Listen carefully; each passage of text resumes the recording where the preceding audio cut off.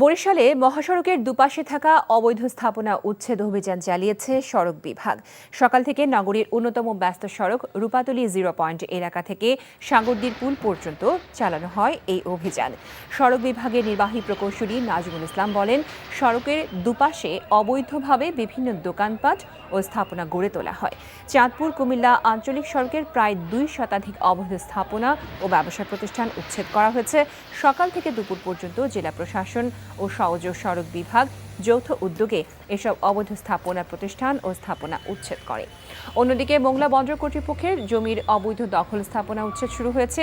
এ সময় 2 একর জমিতে অবৈধভাবে গড়ে ওঠা 77টি স্থাপনা উচ্ছেদ করা হয়।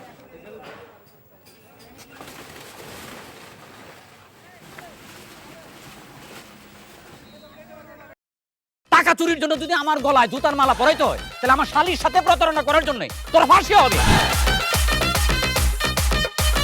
দুলা ভাই, আপনার তো ঘর জামাই বইলা একটা পরিচয় আছে, আমার তো তাও নাই।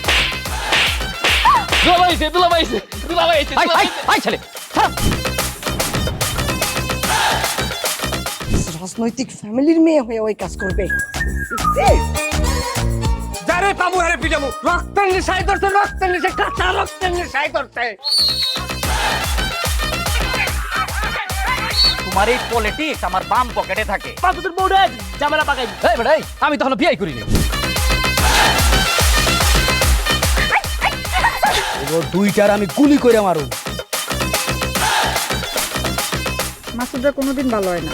আপনার পোশাক আশাক দেখে কিন্তু আপনার তালুকদার বংশের লোক মনে হয় না আব্বা, আপনার মনে হয় যে আপনি ফকির বংশের লোক।